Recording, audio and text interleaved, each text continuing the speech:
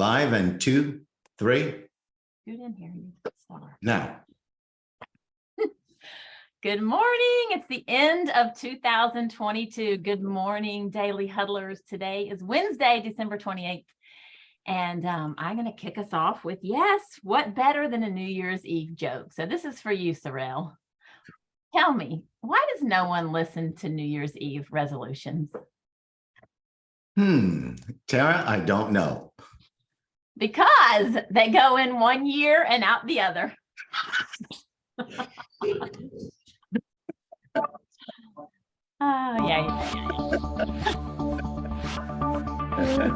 I almost dusted off my Yale joke just for Wilson, but I didn't. I love it. They go into 1 year and they go out the other year.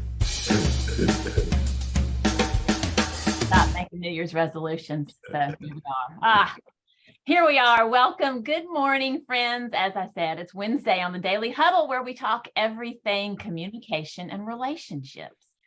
Why? Because we know that more effective communication builds better relationships. And better relationships build better families, better communities, and better business.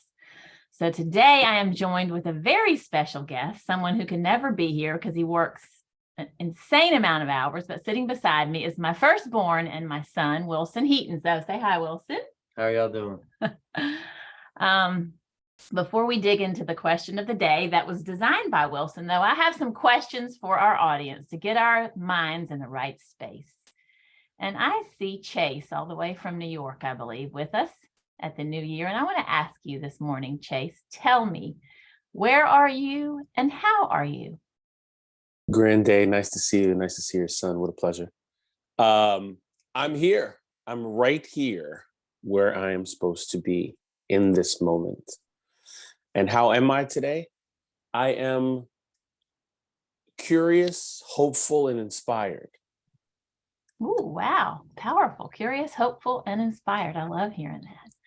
All right, let me ask another question to my dear friend, Giovanni.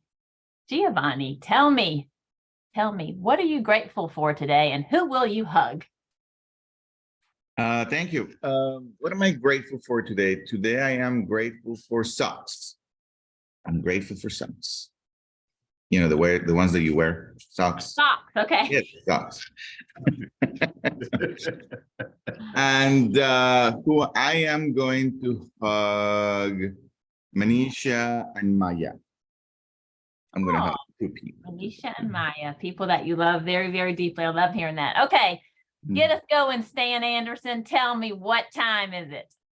Wow. Hey, my watch is telling me, Tara, that the time is now. Awesome. That's right. There's no important time than right now and right here. And so we're going to take the next 25 minutes or so in hopes of doing something that will make this time spent here together super valuable. And I've been hopeful to have my son on here with me. Many of you know our story and our journey. And sometimes we think it's just beginning. But I want to set a little background before I dig into asking my son some questions that I hope, if they inspire you half as much as his transformation and the way he looks at life has inspired me, then we've served you this morning. But I want to give a little backstory. Some of you know a version of this, but so that we're all on the same page, I'm going to take us back to last year at this time of year, actually about a week before. Actually, exactly December 22nd of last year. House was decorated for Christmas, and I was living on the energy of hope, as I have known to do, hoping once again that Wilson would walk free. He had been in prison for, at that point, 7 years and 21 days. And on December 22nd, my phone rang. And it was a phone call from someone that has a connection to someone on the parole board. And he got some inside information for me. And he said, Tara, January 10th. I said, are you sure? He said, I promise you, January 10th. And I literally dropped down to my knees and started sobbing. he told me that Wilson was going to walk free on January 10th of 2022. And at 7:52 a.m. on January 10th, he did exactly that. He walked into my arms. So I know this. I know a couple things. I know that to see your child, your son, be sentenced to prison is the ultimate mom fail. And whenever I speak to people about it, especially when I'm, as you all know, pretty transparent about it, folks, I think they wonder if they can share it, and they wonder if I want to hide it. And Wilson and I believe that that's no way to live, that if we don't share this story, then it doesn't bring a lot of goodness from suffering, not only from our suffering, but if you don't know how Wilson came to go to prison, he was drinking one night, he drove, and he struck someone with his truck. And due to that accident, she is very disabled, very much like Wilson's own sister. And that is hard to carry around every day. So we feel called to share this story and to continue to share it in hopes of making sure that our suffering matters to other people. And if anyone's tapped into the understanding of happiness and where it comes from, I have to tell you, it's my son. So Wilson, I'm going to turn it over to you here, and I'm going to ask you some questions. Lean in here with me. Can I switch chairs with you? Do you mind? Sure. All right. We didn't rehearse. Chair, it just leans back. Okay. There you go. All right. Here we go. Take us back, Wilson, to let's start before prison and how you were chasing happiness and why. Like how you saw it, how you see yourself now. The question. Someone said I missed the question. The question is, where is happiness hiding? That's the question. You did miss it because I didn't say it. But take us back to when you, before prison, and how you viewed happiness and how you were chasing it and why. Look at the camera. My whole life, I feel like I always loved the moment anyway. Like I know I heard y'all talking about the moment, and I studied and read and meditated on life, and I learned the same thing, you know, that there is no moment, there really is no past or future, that those are all just concepts of the human mind. And so I feel like that was always in me because I always loved the moment and didn't think really past that moment. I would just be in the moment, and that caused me to go down bad paths sometimes as well. But I feel like in that moment before, I was I still wasn't all the way present because I didn't know how to. I was more running than really finding happy. I was really running from other things and trying to find happiness, I feel like. But the things that I would find were just, it was like false happiness. It was just temporary, you know. Can you give us some examples of what I would do? Yeah, like what were you doing to just find this false sense of happiness? Really just adrenaline. I was really an adrenaline junkie. Right. But I look back now, and that was also part of, like, I risked my life doing crazy stuff. That was part of me loving that thrill, but at the same time, that was like not caring all the way about my life. I feel like maybe, I don't know, but I have confidence in myself. Like I used to do crazy things, like climb the outside of hotel buildings, you know, like 6 stories. Yes, But I remember in my heart and in my, like, I've never had suicidal thoughts. I've never wanted to die, you know. Mm-hmm. I remember being confident, but at the same time, I do remember just not caring. Not caring, really. Okay. It's not that I didn't care about living, it's just that I had no care attitude about life, basically. Okay. But would you say that you had freedom before you went to prison? I was free on my own 2 feet, but I wasn't free inside, you know. Okay. Why do you think that is? Because I didn't know how to deal with life, my thoughts. That was my main thing, and you know, memories, pain, and stuff. Okay. All right.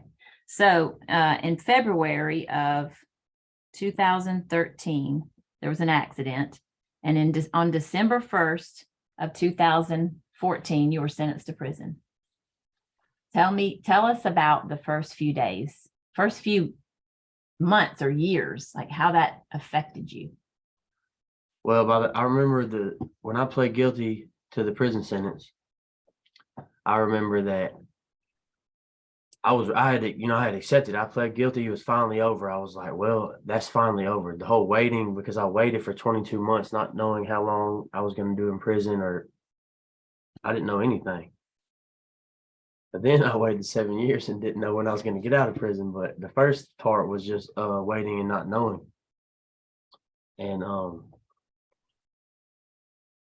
I lost myself right there. So when you first went to prison, Oh yeah. about the This is shock okay. of I'm the sorry. experience. I'm sorry. Well, I was ready. I almost calmed down a little bit, even though I had just pled guilty to 10 years, that I felt kind of more relaxed because it was finally over, the waiting. Yes. Like, here's my next path. And I remember sitting in the first jail cell that's under the courthouse after they handcuff you and they take you down there. And I was just sitting there, but I do remember being present in that moment and being aware, like the reality of the situation that was sinking in. I remember just being like, I remember feeling just like, wow, I'm really living this experience, like I'm going to prison. Like I'm sitting in this little jail cell under the courthouse, just told them play guilty, Mhm. And I remember that moment very distinctively, like the reality of it sinking in that little jail cell. But it wasn't I was like, I'm ready, like I'm ready. I had to pay for what I did, and I already pled guilty, so let's go. That's really how I felt as well. Okay. And then, but I want you to tell, like, when you started living in different prisons and how, like, what changed as far as like access to touch, to sunlight, to privacy. Tell us how that affected you. Oh, that over time, I guess the effects came to be, but not having Speak up, honey. They might not be able to hear you. how it affected me. Mhm. It just, well, for one, it affected me in being able to realize, like, you don't miss something really until it's gone, sometimes. Mhm. You take things for granted. People do naturally take things for granted, and they don't realize, like, you don't think the fact that you can just go and take a fresh air right now without even thinking. That's natural. We're human. That's what we do. We breathe fresh air. But when that's taken away from you, it's a whole different experience. Okay. So even the simple luxuries of life were taken away from you, and you had to live in this communal area with terrible food, little access to sunlight, little access to people that you love, little access to adrenaline, to dopamine, to any pleasures in life. And I remember talking to you in the first, few years, and you tried to stay upbeat on the phone because that's who you've always been. I'm fine, Mom. I'm fine, Mom. You've said that your whole life to me. And but I could hear that you were suffering. And then slowly that changed. And this new spirit came through the phone. So take your time and tell us what happened. Tell us what happened. Was it because of the excellent prison system? No. It was really when, like when he said here in this moment of now, that whole concept of the only thing that there is what is, Mhm. the Taoism. Like, I read this book, and it's a funny story because my mom gave me this book about this drug addict when I was younger, and it's called A Million Little Pieces. Remember? I remember.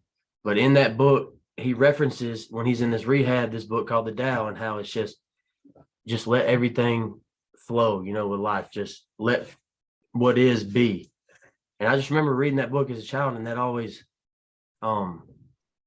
interesting. It always interested me, but I always felt something when I read that part. So when I got to jail, I ordered that book, and that book changed my life forever.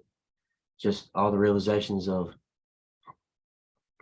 well, I feel like realizations like that and beliefs are kind of personal to somebody, but what I found the truth to be is complete connectedness between everything in existence, Mhm. And if you really come to be able to recognize that and can really feel it, that's a life-changing experience. That will change anybody's life forever when you really know in your heart that you are part of everything else around you and everybody else is part of you. So you read the Tao, and it couldn't be as simple as reading a book, though. Like, tell me, did you continue to reference it? How did you change your thinking? Well, I was just, once I realized that, I wish I had it. I should have brought that. That would be really cool for an interview. But it just helped. I just found peace with everything. Like when I learned that I couldn't run anymore because I was in this space where there's no running, and I had no way to run from my own mind, which I had been doing my whole life, and just running from life. And I was stuck, and I couldn't anymore. And so it was tough at first, but eventually I just learned how to organize my thoughts. Okay. Well, I know it's hard to explain, but our hope here is that what you were able to uncover, which has given you this, this is going to sound like a crazy statement, but I think the last couple of years, and I think you even said this, that you were in prison. You said you were probably one of the most grateful, happy people on earth. And that's crazy you say grateful, happy people, because that's what I've been thinking about all morning before this, is that's what when we got to the happiness part, I believe that comes from gratitude, but not of like, just of gratitude of being alive and being able to experience. Because a lot of people have gratitude for things you didn't have, right? Like, oh, I'm so fortunate I have this job and this cozy bed. And, I turned on a fireplace this morning with a switch, and I have this hot cup of coffee, which from a fancy coffee place. And there you were with a gratitude practice. Tell us about your gratitude practice in prison. Damn. Well, when your gratitude changes to being grateful for a new toothbrush, Yeah. then it just puts everything in a different perspective for you. And so I just finally worked through all my clutter up here. I learned how to meditate. I taught myself a second language, which I really give a lot of credit to the growth I've had personally from learning that other language, because it just opened up my mind in a whole different way that I never even knew was possible. And that takes us back to talk to the brain, because when you're learning something new, that is one of the very best ways to get natural forms of consistent dopamine, which keeps you happy and driving. That's flow state, right? But I learned that to love and happiness, once you realize what you are and learn how to love yourself.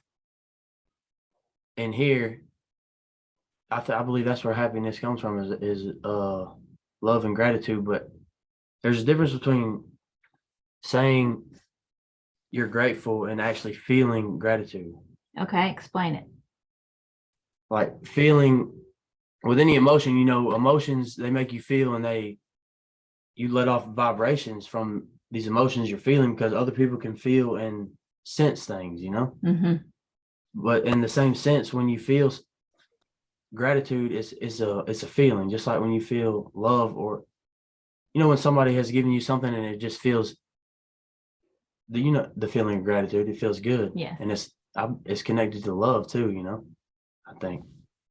And I just learned that I was able to see that Adam's circumstances and even circumstances in life really don't have anything to do with happiness if you can find the truth of your own truth, of who you are, especially. So I feel like two things happened. A lot of things happened, but two like big, unbelievable things happened. And one is, and so let's just start with this one. You lived a life of being determined to be happy and upbeat and bring joy and passion to every room that you entered, always telling the family you were fine, you were okay. And then you go to prison where you didn't have the chance to bring joy and happiness to every room. And you were forced to face pain. How did you work through that? Tell the story about the physical pain that you felt. Okay. Yeah. And this was before I had started reading on, spirituality and all the books I read and all the studying I did. This is before, because this is at the beginning, right when I was in jail waiting to go to prison, right after I had pled guilty. But it wasn't like you have to go to, like you're sick, going to the bathroom, stomach ache. It was like I had this something going on in my stomach. I don't know what it was, but it was like somebody stabbing knives in my stomach and I couldn't eat or anything. And I was laying on the bed, and it went on for like at least a day, you know. Didn't they isolate you or no? No, they took me out and he just asked me about he just asked me a couple things and gave me some Tylenol and sent me back. Oh, okay, go ahead. But I remember laying there on the bed, and for the first time I saw the pain as like something separate from me. I was able to see it because there was nowhere for it to go, and I was just holding on, you know. Mm-hmm. And I could see pain for what it was, and that it was separate from me if I was able to let it be, you know, and that it was something separate from me. And that's when that really changed my life forever out there as well, you could say, because once and then through reading, I just learned and discovered more and more. But once I realized that your thoughts and all the stuff that goes on in your head, I realized that's not who I am. That the person or my soul, who I am, is the person that can witness my thoughts and Okay. witness all that goes on up there, and that clutter and all the things that go on up there are just like reactions from all the things I've learned and experienced and been through. And I feel it's like fumes, you know. Mm-hmm. But when I consider myself, that's really who I believe I am, you know, is my soul. All right. So let's think a little bit more about the pain that you were running from. And so initially, for a long time, a lot of it had to do with your sister and her decline, right? His sister. Pretty much forever. Forever? That's what I ran from, forever. Okay. That was the big thing, just watching his sister have seizures and be bullied and her brain slowly deteriorating. And tell me today, when you're around Caroline and you think about what she's lost, does it still hurt? Oh yeah, definitely. And yes, it hurts. And how do we deal with that? I mean, what have you learned that helps us deal with things in life that forever and ever it is heartbreaking to stop? How do you continue to? Well, I got this advice from you a long time ago, but I never could put it to practice until, you know, I had the growth that I had. But letting emotions and pain and all that run through you instead of blocking it. Okay. And you know, my mind got open to that in a whole different way, because any emotion and anything you feel, if you let it run through you, it flows. But if you reject it, you know, then it gets bottled up. And so I just learned how to let pain run through me. To let yourself feel it. Let myself feel everything. I'm not scared of feeling anymore, you know? Yeah. I've changed since like emotion just comes over me sometimes at random moments now. You know what I mean? Mm-hmm. But I know that's just me letting emotion run through me, you know? And you used to be afraid of that. Oh, definitely. But I was young and naive and just a kid, you know, that didn't have any wisdom or knowledge of. So, we're getting close on question time. So I guess I want to ask you one last question then. You know, you've been free almost for a year. And when you first came out, you were living in like ecstasy, right? But now things are settling in. You're working an insane amount of hours. You have family, you have a girlfriend and her daughter that you care for. Tell me how you're using your happiness practice now. When there's a lot, well, It is. It's hard. It's harder sometimes. I have to keep reminding myself of the things that I know, like that we're talking about right now, you know. Mm-hmm. I have to try to keep bringing myself back to that center, because life out here, it moves fast and you can get caught in it very fast. very fast, you know? And do you ever feel tempted to go back to the crazy drinking, partying, adrenaline? Oh, no, not in that way. Wilson? Not in that way at all. Why? Because I found a different way. And my way feels good, and my way is fun, and my way is the best way I want to do it. So that's why I try to tell people now, it's not even about alcohol. That's no longer something I do, just as well as like a vegan no longer eats meat. And they don't, yeah, they have to explain sometimes, but it is what it is. They just don't. Okay. But I don't. So now how do you deal with a hard day versus so you don't stop and think, well, maybe just one drink. How do you deal with a hard day?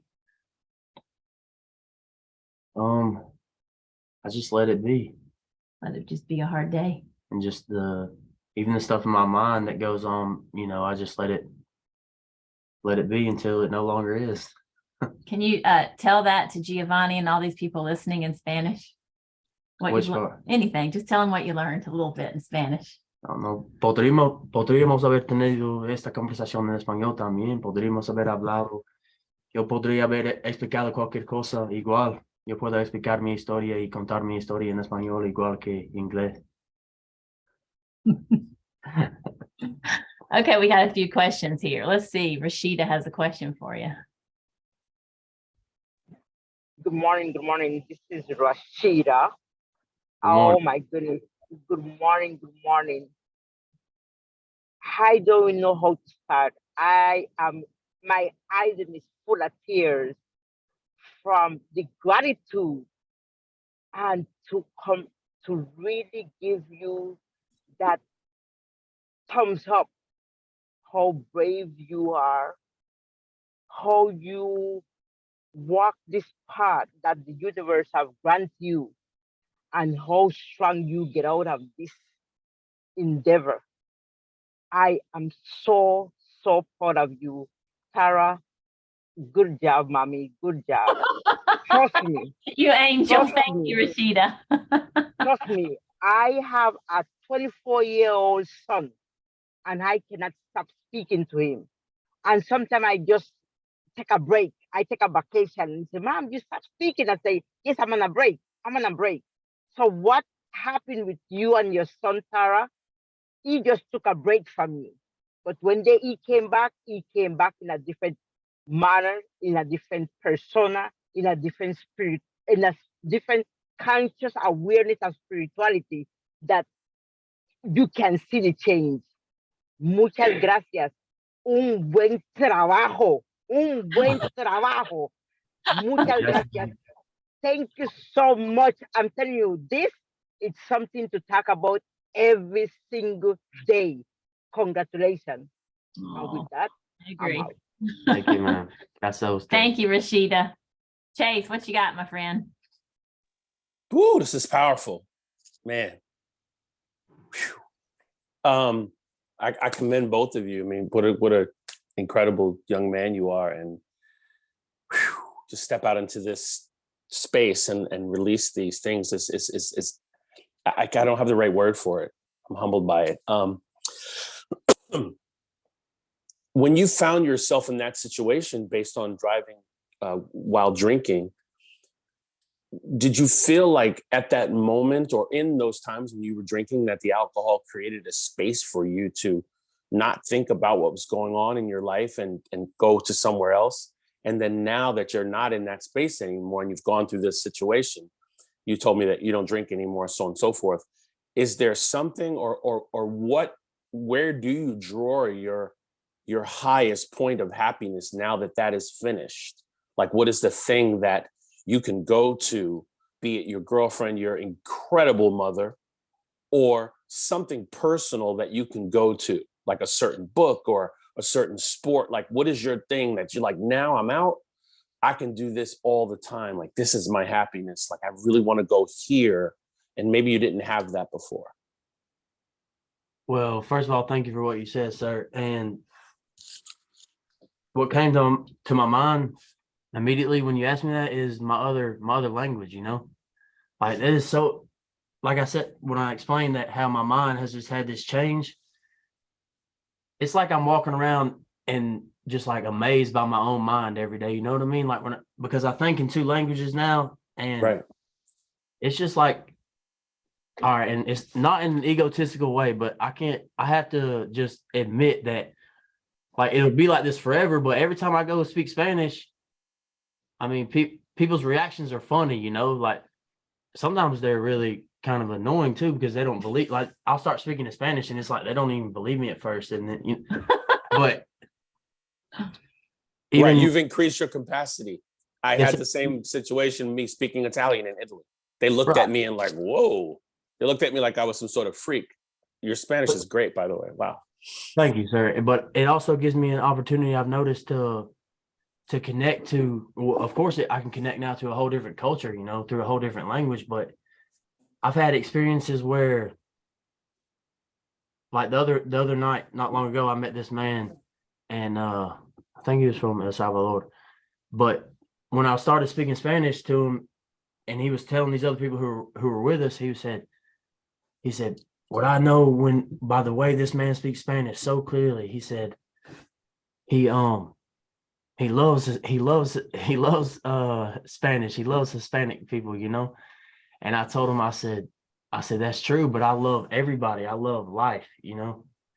But he like almost got tears to his eyes when he was saying that. And he's like, and it really means a lot. That's what I forgot to add that. He said, and it really means a lot. Oh. But you know, I look pretty gringo, you know, like I'm pretty white, you know, so it also, I had the opportunity to open other people's eyes, you know. Mm-hmm. And my girlfriend, she's from Venezuela, she's Hispanic, and I like that. I like causing people to challenge their thinking and to try to step away from Assumptions. assumptions, and just people live in separateness so much that it's just, now that I've found my own truths, it's like, it's sad to me that how separate everything is, you know, Yeah. and how people just see this separateness in everything. It's just really sad to me. Well, I'm proud of you, brother. You expanded your capacity for love. I just, Thank yeah. you. Thank you, sir. Thank I'm you. going to I see your hand up, Cece. I'm going to sign us off, and then whoever wants to stay on, we're happy to finish the conversation. But I don't want to run over and have the Facebook thing, like, I don't know, explode. So I'm going to sign us off real quickly by just ending with our 7 tenets. And the first of those is love. And Wilson has said to me over and over again, love is the answer. And another is to give. And that's why we're sitting here together, in hopes of giving something to others. Move your body every day, be physical, be active. That takes care of your health, as well as minimizing your stress, getting your sleep, eating more plants, and something that Wilson forever can cause me to do, which is to laugh out loud. Throw that head back and laugh with all your might. Thank you for being on the Daily Huddle. Like I said, feel free to stay on if you want to talk a little bit more with Wilson, but we are signing off with much gratitude. Thank y'all. Thank you, Wilson. Thank you, Tara. Thank you, Daily Huddle. Thank you, sir. Thank you, Stan. There we go. Sorry, Cece. Do you